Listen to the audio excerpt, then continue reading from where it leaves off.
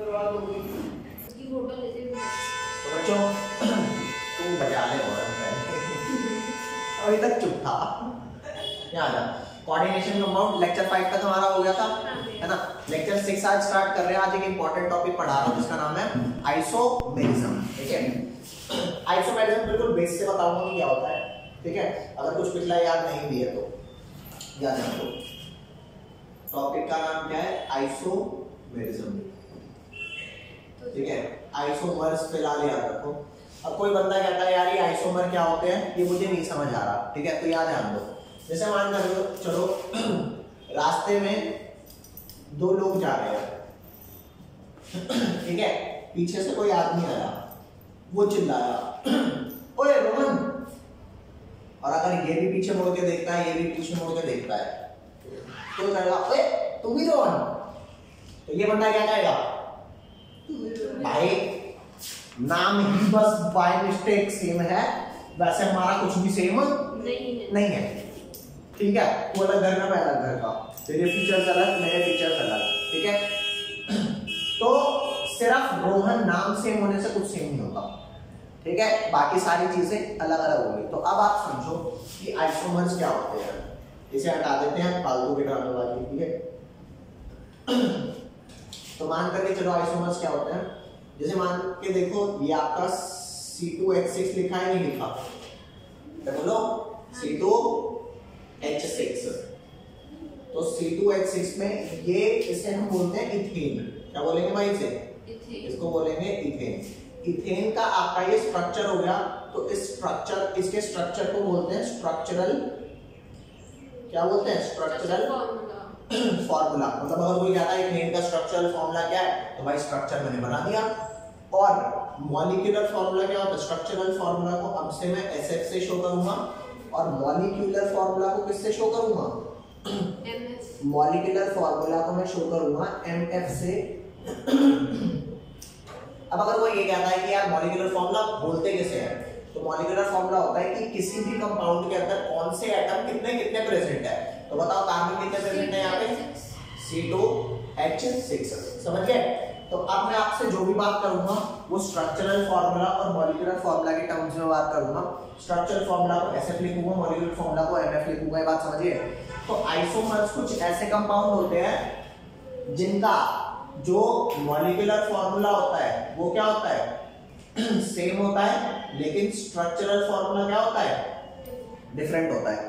तो अगर कोई भी बंदा कहे, जैसे कैसे, यहाँ पर एक एग्जांपल लेता हूँ C5H12 का। तो C5H12 के कितने स्ट्रक्चर बन सकते हैं?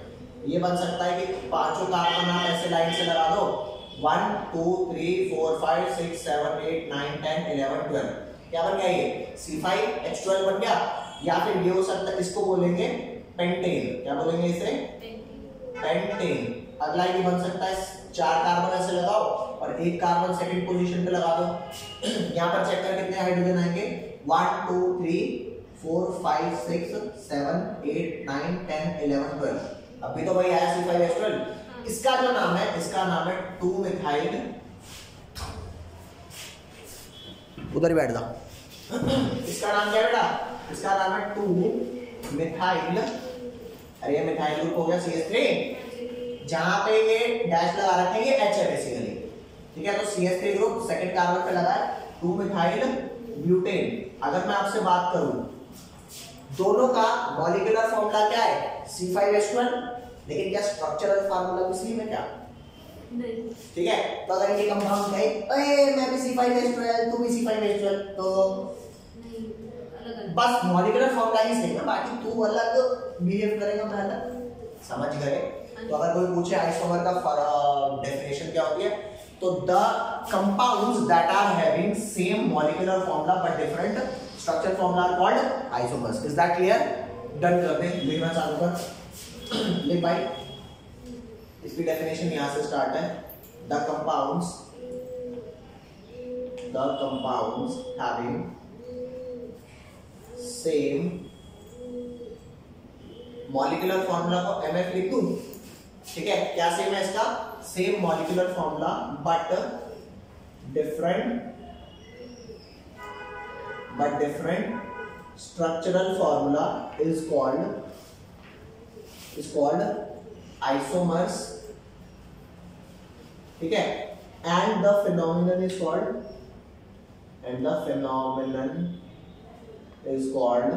क्या बोलते हैं इस फिनोमिना को? आइसोमेरिज्म, ठीक है। जल्दी लिखो इसे। अब याद है आपको आइसोमेरिज्म कितने टाइप की होती है? जो आइसोमर्स होते हैं ना वो एक्चुअल में 2 टाइप के होते हैं, ठीक है।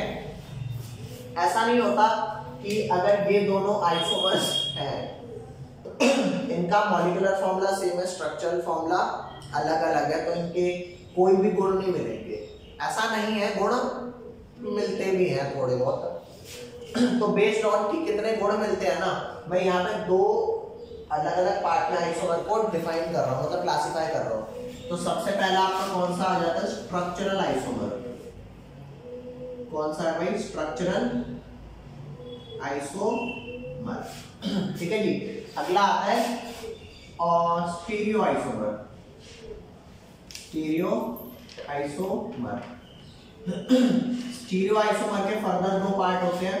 एक का नाम होता है ज्योमेट्रिकल आइसोमर, ठीक है जी, और एक का क्या नाम होता है? Optical isomer. और यहाँ पर स्ट्रक्चरल आइसोमर के ना कुछ 4 पार्ट होते हैं, 1 2 3 4, ठीक है। क्या ये वाले बताइए कौन से हैं? स्ट्रक्चरल, हम लोगों को स्ट्रक्चरल से कुछ वो करना है नहीं, हम लोगों को स्टीरियो में वो हमने हैलोएल्केन्स में करे थे। कोऑर्डिनेशन कंपाउंड का स्ट्रक्चरल आइसोमर अलग है और उनका अलग है, ठीक है। सही कह रहा है, तुझे कुछ याद आ रहा है पिछला, ठीक है। तो याद देना स्ट्रक्चरल आइसोमर 4 तरीके के हैं। एक का नाम है पहला, एक का नाम है दूसरा, एक का नाम एक का नाम चौथा, ठीक है। जल्दी लिख लो। स्ट्रक्चरल आइसोमर एक्सप्लेन करना चालू करता हूँ, लिखो। अरे अभी सारे एक्सप्लेन करवा ही रहा हूँ इसी वीडियो में, जल्दी करो। चलो भाई याद देना। तो अभी मैं आपको कौन सा एक्सप्लेन कर रहा हूँ, थोड़ी डिटेल स्टडी करेंगे। किसकी? फर्स्ट वाले जो आपका स्ट्रक्चरल आइसोमेरिज्म है ना, ये डिटेल स्टडी किसकी कर रहे हैं? Structural isomerism. ये स्ट्रक्चरल लिखा है आइसोमेरिज्म। फर्स्ट का नाम है लिंकेज आइसोमेरिज्म। लिंकेज आइसोमेरिज्म, ठीक है। लिंकेज आइसोमेरिज्म का जल्दी करो, मैं एग्जांपल बताता हूँ आपको। सबसे पहले आपका आ गया, कहाँ चला गया?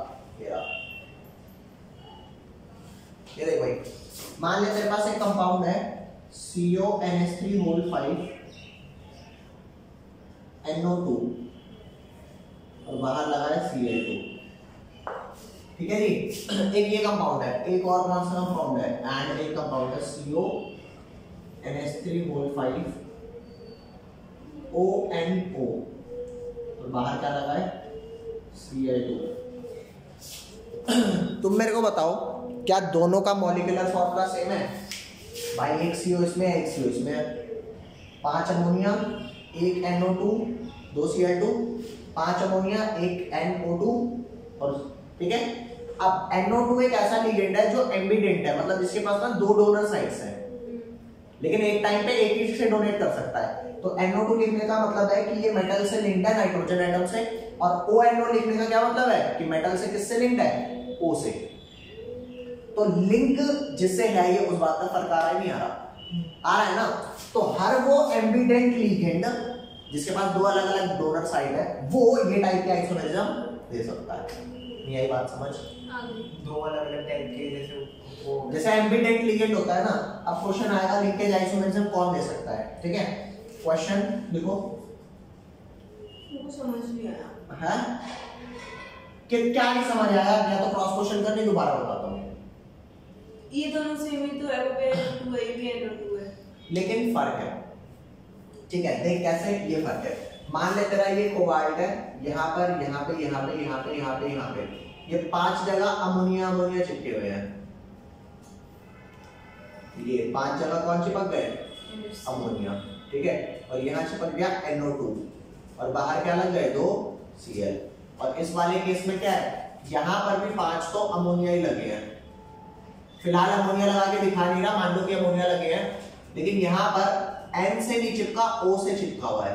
फर्क है कि नहीं है?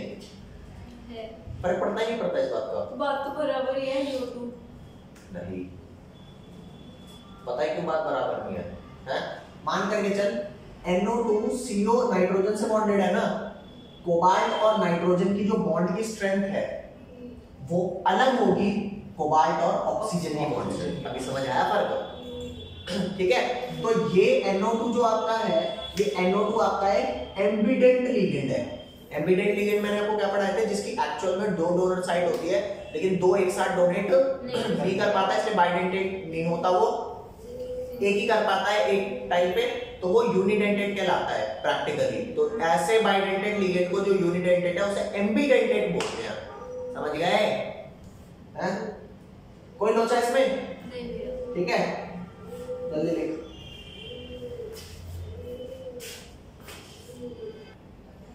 हाँ, कोई डाउट किसी को? इसमें जो कोबाल्ट का दूसरा वाला है ONO वाला, हाँ। उसमें Cl2 नहीं लगाओगे बस? लगेगा भाई, बुरा मत मान। ले, अमोनिया लगाओ नहीं लगाओ? वो मैंने कहा था ना, मान लो लगा हुआ है। हाँ। सब कुछ सेम है, बस NO2 का N से ना चिपक के किससे चिपका है? O से। ठीक है। अब अगला क्वेश्चन देखना, क्वेश्चन, ठीक है। विच लिगेंड, इंग्लिश सही लिख रहा हूँ, विच लिगेंड मतलब कौन से लिगेंड ये क्या बोलते हैं, लिंकेज आइसोमेरिज्म शो कर सकते हैं? Which ligand shows isomerism? Which ligand can show linkage? Linkage को L लिख दिया, आइसोमेरिज्म Li क्या है? लिंकेज आइसोमेरिज्म ये। तो आंसर क्या आंसर है? Every ligand that have at least 2 donor site, ठीक है, मतलब एम्बिडेंट लिगेंड, ठीक है। ऑल द एम्बिडेंट लिगेंड, यहाँ पर लिख देते हैं, all the ambient ligand, dentate ligand can show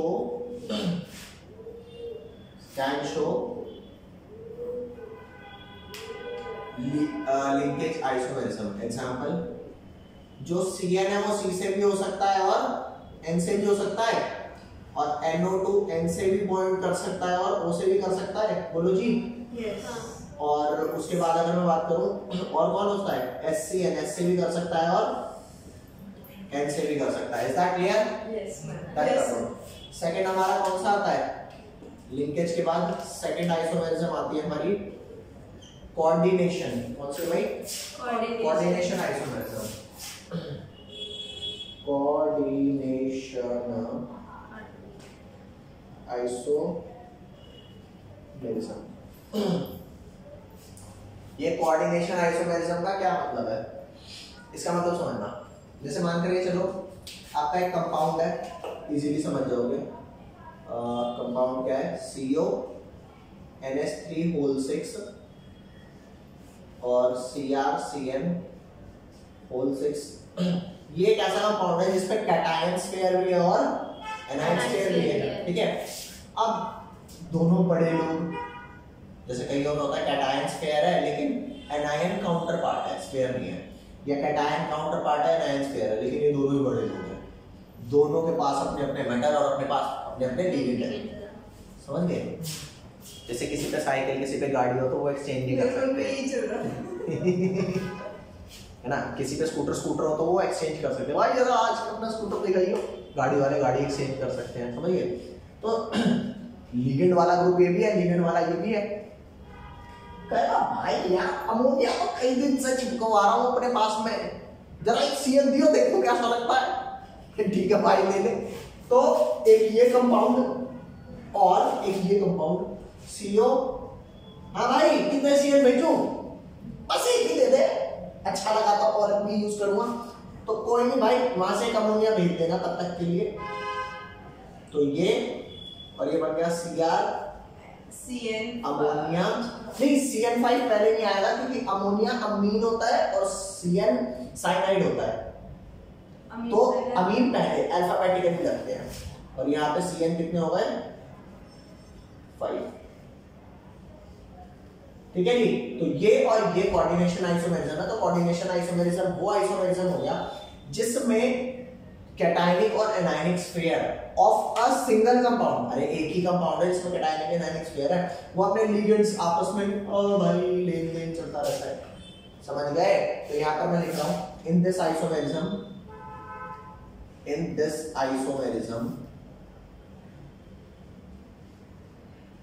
compound which have both cationic and anionic sphere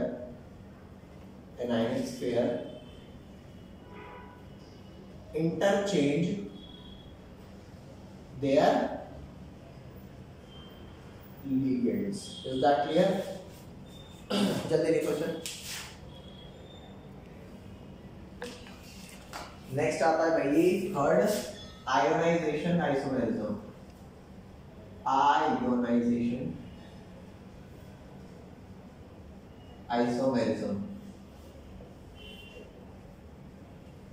ये आयोनाइजेशन आइसोमेरिज्म क्या होता है? जब ये कंपाउंड डिसोसिएट होता है ना तो अलग अलग आयंस निकलते हैं लेकिन मॉलिक्यूलर फॉर्मूला इनका सेम ही रहता है। वो कैसे पॉसिबल है? वो ऐसे पॉसिबल है जब एक बारी में कुछ काउंटर आयन लगाओ और दूसरी बारी में कुछ काउंटर आयन लगाओ।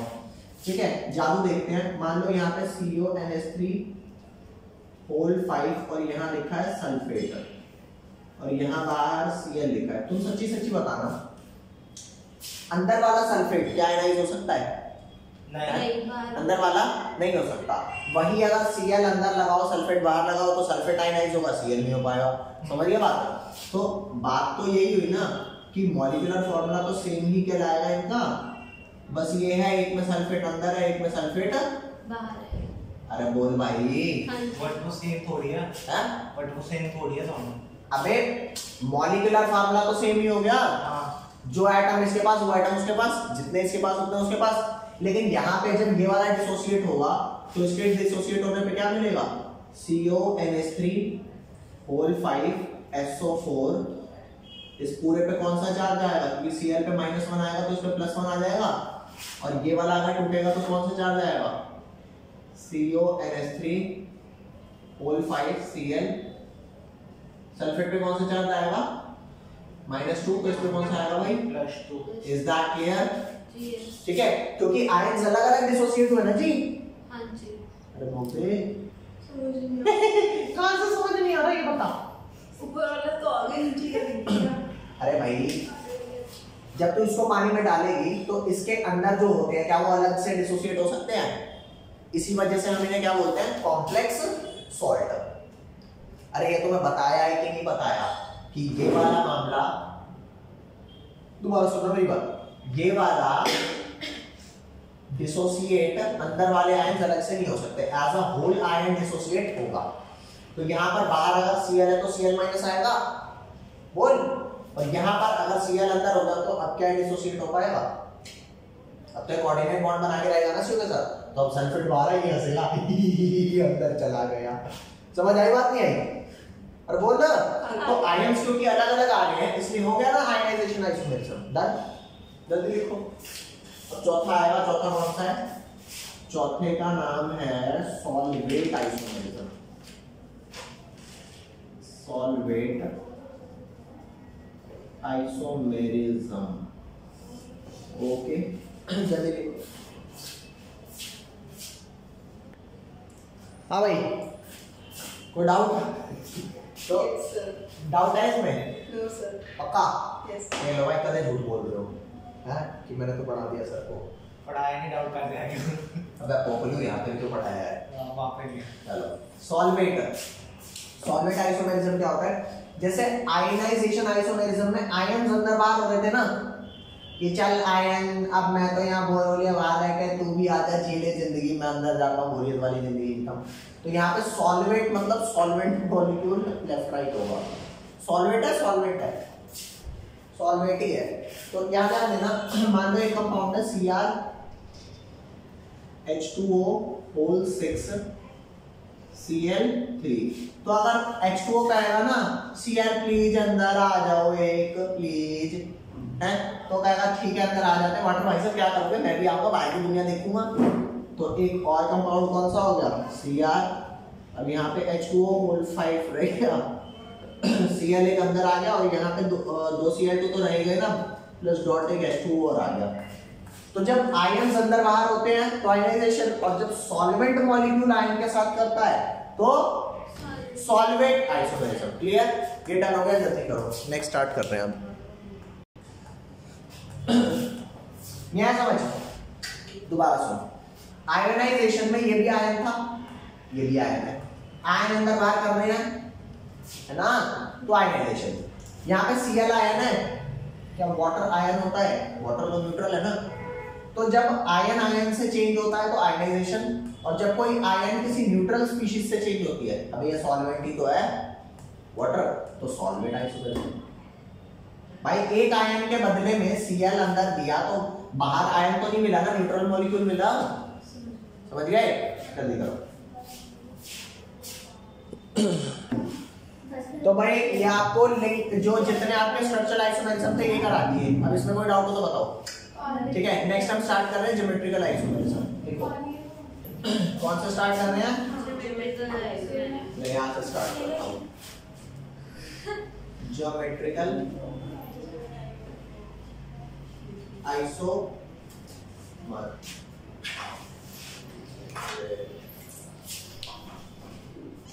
चलो गाइस, चलो बच्चों आज इतना ही कर रहे हैं, बाकी करेंगे लाइक, सब्सक्राइब एंड शेयर। इसकी बात भी सुन लो।